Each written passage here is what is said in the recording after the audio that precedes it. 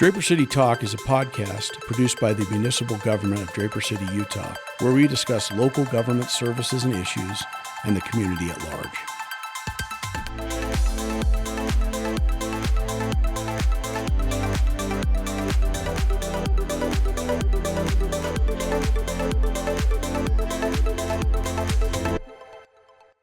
All right, Draper City, welcome. Welcome back to Draper Talk. Mayor Troy Walker with you. I want to thank our production staff for putting this thing together. And we have an exciting episode, maybe one of the most exciting episodes we will have in all of our podcasting.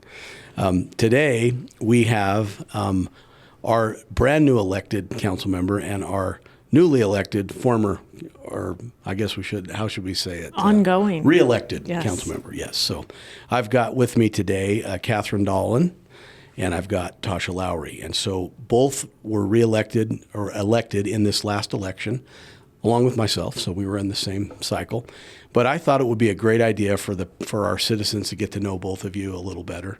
Tasha has been doing it for a while, so a lot of folks know Tasha. But Kathryn, you're new, and I just thought it would be a great opportunity for us to talk about what your goals are, both of you, why you do it, the things you love about it, and then, of course, maybe some of the things you don't like about it. Because I know politics, as you both know, has changed over time, and it's gotten to be different than it's ever been before. But I really appreciate that you ladies are willing to do it. You both are moms full time with your kids. You've got all the other obligations that really make a difference in this world, and yet you're willing to give your time and your talents to our city. And I think we're really fortunate to have both of you. So I really appreciate it. So let's start off. Tasha, you're going first because you've been around longer. Give us Tasha's background. Well, thank you. Yes, I have been in Draper for about 18 years. I have 3 kids, all teenagers, so that's really exciting at my house to have so many teenagers. And let's see, I just really love Draper. I enjoy giving back to the community. I love where we live. I don't think you'd find a better place to live in this valley. It's just gorgeous here, and the people are amazing. And I'm so glad to have this opportunity to serve. Tell us a little bit about your background, like your education. My background. Okay, so my background's in education. I have a double master's in education from Berkeley. I was a reading specialist running Title I programming for a long time, and I also have a degree in school administration. And you taught before you And I've had taught, your kids, yeah. right? Yep, I've taught kindergarten through 2nd grade, and that was really fun too. And of course, Berkeley is a big deal. Yes, indeed. yes. As you tell me on occasion. No, that's awesome. Yes, and so yeah, I do have a lot of experience with kids and education and literacy, which is really important, right? We know that right now as a state. We want kids to be reading. We need our kids in Utah to be reading. Tell us a little bit about Jason. My husband is awesome. We are both turning 50 this year, which is kind of a scary thing. And I think for you, it's Sunday. Yeah. I'm trying really hard not to think about it because it kind of pains me a lot, but I don't know. I'm not a birthday person to begin with, and this feels like a really big birthday, and I'd like to go and hide in a dark room, but no one else seems to think that's appropriate, so I don't know. My husband, yes, Jason, he loves the trails. He loves hiking and biking. He's been at Adobe for a really long time. 18 years. He was started at Omniture, and then it got bought by Adobe, and it's been great. I mean, they have a great campus in Lehigh, super close. And you guys met in college. We met after college. Okay. Yeah, I went to college at Colgate in New York. My husband's actually from New York. Okay. And then after college, we both moved to the Bay Area, and that's where I met him. Yeah, and Jason has the coolest job that I've heard of ever. Yeah, so tell us Jason about is that. running sports marketing for Adobe right now. So he really likes that a lot. He's actually on his way to the Super Bowl. Yeah. That's right, yeah. Yeah, they have a big NFL house that they've set up with all these cool people coming to talk, and a big suite at the Super Bowl. And he's just a little bit excited about He may that. have won. He's getting paid to go watch the Super reals. Bowl. And Jason's a football fanatic, so lottery for him. Awesome. Exciting. Yeah. Sometimes he tries to complain about his work, and I'm like, dude, Yeah. you have it pretty darn good. Like, you're getting paid to, like, watch sports and hang out with all these cool sports people you love and go to NFL headquarters and MLB fancy games. And Yeah, that's awesome. Yeah. All right, Kathryn, tell us a little bit about yourself. Start your background. First of all, that's amazing. And we're super jealous in the Dahlin household that he's going to be at the Super Bowl. I grew up in Oregon and then came to Utah and went to BYU and then lived here for a little while and moved to Washington, D.C. I studied political science at BYU and then moved to Washington, D.C. and worked in the Senate for a long time as a legislative staffer. So started writing letters. It was before email was really big, but writing and worked on mostly transportation, technology, and housing issues. Those were my big issues over the years. In the last couple of years, I was back there in 2008, 9, and 10. I worked for Senator Bob Bennett from Utah, did a lot of work on transportation at that time. And then after Senator Bennett lost in 2010, my husband... I was at that convention, by the way. And I was very sad about that when that was an interesting convention. It was an interesting convention. It marked a change, really, and it was really how I learned about the delegate system and what we have in Utah. And ever since I've been here, I've been involved and been a delegate either at the county or state level because I know the importance of that process. Right? It matters and who we're sending off, right? But so my husband and I moved back to Utah. He is a professor at BYU, and that's when he was offered that job. And so it was a great time for us to move back here. I did a little bit more consulting work, and then for the last 14 years, really, I've been a stay-at-home parent. I have 4 kids. I only have 1 teenager, but we're moving in the teenager zone quickly. And I have kids in grade school and in junior high. Next year I'll have Corner Canyon High School. We'll move into high school. And so it's a wonderful, wonderful time of life. And Draper is the best place. What does your husband teach? What's He teaches sociology. Oh, yeah. right. And it really the sociology of innovation. Okay. Yeah. So he will be jealous that some people go to the Super Bowl for their jobs, Yes. but he does love it. Where in Oregon are you from? Just outside of Portland. Okay. Yeah. I went to law school in Oregon, in Salem at Willamette. So Yes, that's right. my oldest boy was born there, so he's an Oregonian. Okay. Yeah. Okay. Beautiful trees. It is. I remember when I moved there, it was a drought year, and it was blue sky, and it didn't really rain, and I thought, well, this is great. What are they talking about? It rains all the time. And then the next year it flooded, so Yeah. I got to see. I'll never live by a big river. I lived by the Willamette when it went 26 feet over its flood stage, and Wow. I'll never do it again. It was unbelievable, but cool place. All right, let's talk a little bit about counseling, being a council member. So, Tasha, I'm going to start with you. Let's go with how many years? I just got reelected, so I'll be starting my 3rd term, so 8 years. 8 years. In the 8 years, let's talk about the first thing. What do you think is the most rewarding part of your service? The most rewarding part of our work is seeing the difference we make in the community. You know, you really get to see some of the decisions you make manifest and play out in real time. And so some of the really awesome things we've done with open space, it has been amazing. You know, we have 5,000 acres of preserved open space in Draper, and I've been fortuitous enough to be part of that and at some of those ceremonies with the county when we actually certify that land is put in a trust in perpetuity. All right. I like that. Open space for me, too, is big. Kathryn, you haven't been serving very long. What do you, so far, a couple of weeks in, what's the most rewarding thing? I would say even in campaigning, I really have enjoyed, I'm not sure that I would spend all my free time going door to door, but like meeting so many of my neighbors and so many people who have really wonderful things to say about our city. You know, maybe I'm concerned about this, but so many people love living here and recognize that this is just a wonderful part of the state to be in. And so that's fun. It's fun to get to know people and and hear about their experience. I think it's so gratifying when you do that because people pick Draper for a reason and they're happy to be here, and it makes you feel good about serving and being Absolutely. in this special place. I don't think that's common, you know? Yeah, and especially when you think about people come here because they know exactly what it is. When I was in high school, there were 4,000 people in this town, and it wasn't really, it wasn't a big, it was a farming place, and it was all kinds of different farms. It was chicken farms, egg farms, mink. You go across it. And I remember we'd go to Draper. It was like a fun place to go up in the mountains, Corner Canyon. I went there a lot before it was like really preserved.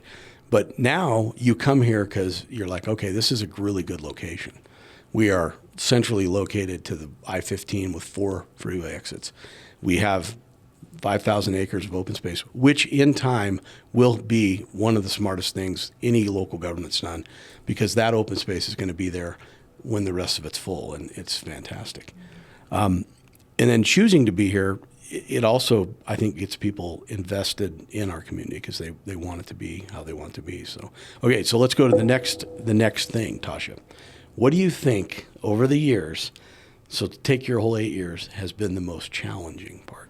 Well, we've certainly had some challenges, and this is hard work because it is the closest level of government, right? And so everything you do has an impact on those around you, and you see your community all the time. I see them in line at the grocery store getting cold cuts at Harmon's, right? I see them at parent-teacher conferences, and the decisions that we make truly do impact our neighbors. And so I think that is hard because we end up sometimes making decisions people like, but other times making decisions people don't like. And sometimes it's 50-50, We come in and we say yes or no on agenda items, and some people like that decision and some people don't. Yeah, you talk about they should make a show called City Council. Over my time, I could just write this script of it. But when you think about the hard stuff, like you said, the hardest thing we do is land use, right? Mm-hmm. We change the land use from what it's been that you're used to something different. Right. And the one who wants to change it, the farmer, right, they're like, let's change it. It's time. And then the people living next to the empty field are like, no. They really like the horses in the field, right? They want to keep it a horse pasture, but the farmer doesn't want to have horses anymore. And the other homes have gone in all around it. And the neighbors aren't wanting to buy that property and keep it a pasture themselves. And so at some point it was all horse pasture, to your point, Indeed, right? Indeed. The general plan in 1979 is not the general plan of 2026. And certainly there isn't a single one of us living here that isn't on somebody's farm. Right. That was at one time A5, A25, and now it's whatever it is. But so that's the marching progress. Let's talk a little bit. So, Kathryn, you probably haven't had a bad experience yet, or have you? No, it's been really positive. I think you can see where, certainly people have reached out when they're unhappy. And so I've gotten to talk to some people. But I'm definitely in the learning phase. I don't have those. And I've worked with Tasha a long time. And one of the things I appreciate about her is she will always listen to somebody. And I've seen that with you too, Kathryn. But listening to people and being willing and being accessible, returning their emails, Tasha's always done that. That's probably her strong suit. And keeping people informed is something she's always tried to do. Now, it doesn't always mean, sometimes I think when people say you haven't heard me because you don't agree with me or you don't make the decision I want. That's never been the case from my observation of you and your time. You've always listened, and sometimes you have to make a call. I appreciate that you've always looked at the city as a whole, because that's really our job to do. But, it is, but it is hard because they're your neighbors and your friends. And they'll say things like, I'm your friend, I voted for you. And you're like, and I wish I could do what you want, but I have to look at the whole city and what's best for everyone that lives in Draper and for our future, not just today and tomorrow, but 20 years down the road. And as we, and then the other problem is that we have as a local government, we work underneath the state government. So everyone needs to remember, we are a political subdivision, which means the state can and has in some instances taken what's normally our authority and is trying to change. If we talk about housing, the housing crisis, right? We know there is one. My basement has college-educated kids with good jobs that are saving money to try and to get homes, and frankly, there aren't any that are affordable. certainly, I don't know that there's an affordable house in Draper. I can't even think if there is one. When I say affordable, next to City Hall, they're building quarter-acre lots. The quarter acre's selling for $900,000 Without a house. without a house, the dirt. Yeah, and when you talk starter home to me, when I bought my first home, was $120,000. I mean, starter home now is $500, or in Draper it's $600. Yeah, $600. Yeah. So we've had to make some tough calls because the state is, in a lot of ways, the state, in an effort, and I think their heart's in the right place, we all want our kids to be able to have a place to live and be able to buy stuff. Sometimes they try to focus it all on us and make it our fault. It's a complex problem, but we've had to deal with some of those tough things. Like we had to do some station area plans this year. Mm-hmm. And those station area plans are whenever there's a transit node, track stop, front runner stop, BRT, bus rapid transit for what that means. We have tracks in front runner, but inside a 5.5 mile circle around those front runner and track stops, we had to plan for what we would all agree is extreme density. And I mean 50 units an acre. And neighbors didn't like it, did they, Tasha? No, they didn't. And you couldn't blame them because in a lot of those existing places, the infrastructure doesn't support that type of density. Now, one of the things that you guys did, I thought good as a council over that process was we spent a long time vetting it and going back to the drawing board. And so our station area plan at Kimball's Lane is now like a new model. I want to give you credit for that because now we're a new model for what station area plans are going to look like. At Kimball's Lane, instead of this traditional 50 units an acre of high density rental for rent housing, we have this new program or this new model coming in where it's no more than 28 units an acre, all of it owned. So a combination of townhomes, condominiums, single family homes. That is still painful to the neighbors, but talk about crafting something new. And now the state, Steve Waldrop, who's the governor's housing czar, this is a project that when we kick it off is going to be the model of going forward. Now, they claim, I don't know if it's true, that those homes will go in at maybe starting at 400, which would be remarkably affordable. We're also, the council has voted to do workforce housing. So we're using money that we can't spend on anything else to buy down mortgage rates and buy down payments to get people into these new homes, our workers, school teachers, police officers, government, giving people a chance to get in. So talking about going forward, what do you think, Kathryn, do you start off on this? When a resident says to you, you work for me, I know what I think when someone says that to me, and usually it's a snap judgment, but what do you think it means when someone says that to you? Oh, I absolutely think, I think that they are talking about that they voted for me or will have the opportunity to vote for me or had the opportunity, and they would like to see their vision happening or their concerns addressed, really. And I think one thing that I've learned in the very short time I've been here is how so many things affect decisions, right? So would I like to see, so I'm a big believer in keeping taxes low and limiting government spending. And I think that's a really worthy goal. And so, and we also, I am a really big fan of having a safe and secure community. I want us to have the budget to pay for the police and fire that we need, and to have our roads in good condition and plan for the future. And so there are a lot of different things. And I think when people say, you work for me, they're really trying to say, I'm not getting that whole story. I'm not seeing why I have to pay for this or why over here if it's not the priority that's on my mind. Right.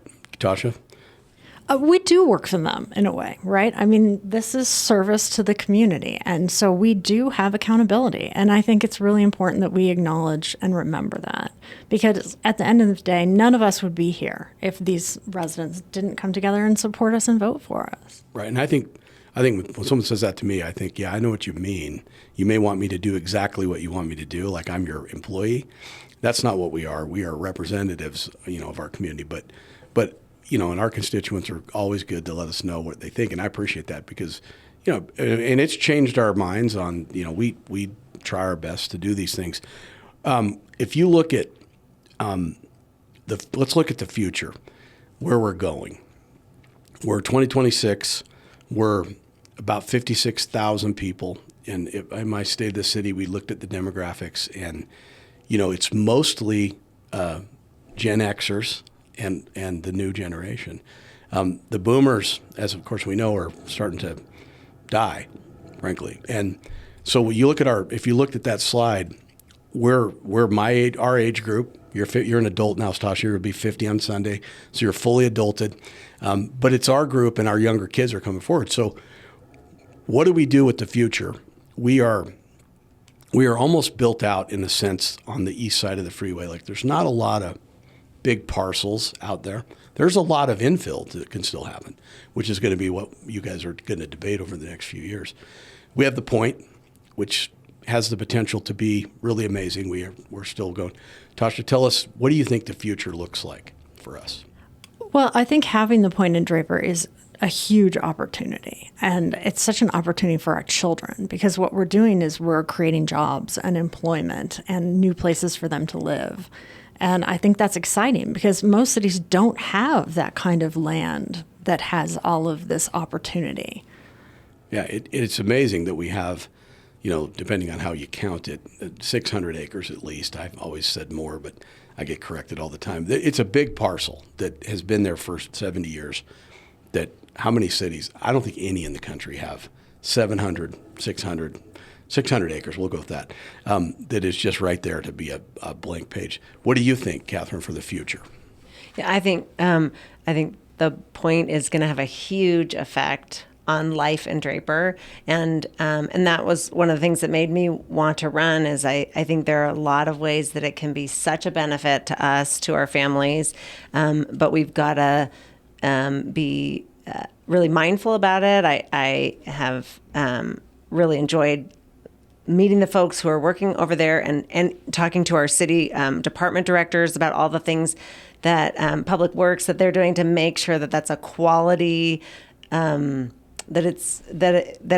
it is going to be a positive for our community. I think we've got to be forward looking about transportation, about housing, and how that is going to be a piece, how that could be a piece in affordable housing. There's lots of great opportunities over there. Yeah, the Point. So in all the years I've been involved in it, and I think it's now been about 18, we never contemplated selling property at the Point. It was always contemplated. The pro forma was the state would always own it, and it would lease it on long-term leases, and the state would receive the lease payments. And if you look at the model is fantastic for the state. It generates huge income over time. Now, we're in this interesting situation where the housing crisis is the forefront of everything. So now we are right now contemplating selling 55 acres of the Point for ownership housing. That's new. So what do you ladies think about that? I think it's great. If we've got, and I don't know all the background that you guys know, but I think we've got a housing crisis if we have this amazing 600 acres. That we should. I think the state has to be wise looking forward how they're going to make money in the future. But I think we've also got to be able to address that. I think I hope that there can be a happy medium, that we can reach the goals of creating great jobs and experiences for the future, but also use some of that space to address housing. Tasha? Yeah, I think we need housing there, and I think our kids are going to need a place to live. Utah is really unique in that most of our kids, the majority of our kids, want to stay in state. And that's a blessing for us as parents, right? We want our kids to be close. And so we have to create these opportunities for them to be here and be able to afford a house and have opportunities in their careers. Yeah, we have this great opportunity, and this is kind of new. I think it's going to be good. We'll see, how it goes. But it's another place to, and these won't be half-acre lots or quarter-acre lots or any of that. There's going to be a mix. It'll be some single family on very small lots, townhomes, some condos, but it'll give it something for our kids to buy. So that's what we need. We got a lot of half-acres. Okay, in the closing, let's just talk really quickly. Working as a council, we don't always agree with each other, and sometimes, we don't agree with each other hard, or, but talk about what you think, Tasha, what it's like to work with a group of 5 people plus me. I'm like I can be the pain or the helper. It depends on what it is, right? So go ahead. I have really come to enjoy this work. I enjoy the relationships that we have with each other. I have made amazing friends, friends that feel like family. And part of family is that you don't always agree, but you can disagree respectfully. And I think that's the key for so much of what we see happening is finding a way to work together, even when you're not exactly on the same page. And we have to do that as a council. We have to have a balanced budget. There is no choice to figure out how to balance that budget. And we have to come to agreement on some of these more difficult issues. And I think that's good. We need to do more of that. Yeah. And, it's interesting because we persuade each other too. Like sometimes we'll get in our positions and it's always nice to be able to argue out an issue, but then sometimes you think, oh yeah, you know what, that is a perspective that you're right. Let's change the paradigm of it and look at it. But I've always appreciated that we've been able to work together on different hard issues. Kathryn, what do you think it's going to be like working with the 5 of you? And it's been great so far. Everyone's been super welcoming and almost like Tasha said, these are great friendships, but just like in a family, you can disagree. I think the real hope is to never stop talking, right? Like to keep that conversation going. And yeah, you can disagree even intensely, but better. You can disagree better. You can disagree better, but you got to keep that conversation going. And one thing that I've really admired about the council is that because they have been willing to keep talking until they come to a decision, I think Draper has really benefited from those good relationships, even when people have really strong differing opinions. It's not always the case, and it's not the case in lots of councils around the state for sure. And one of the things I appreciate about our group is we generally are not ideological about what we're doing, because potholes, parks, roads, none of that has an R or a D next to it. No potholes, a Republican or a Democrat one, unless it's a great big one. No, I'm just kidding. But you know what I mean? We don't solve problems. That's what I love about local government. We are solving problems, not arguing about ideology. And I've always appreciated that we all get together and, okay, this is our problem. We got to balance this budget. We got to build this water line. We got to figure out how we're going to do this. And so we go forward. In closing, if you could say give me one big goal for the next year that you each have.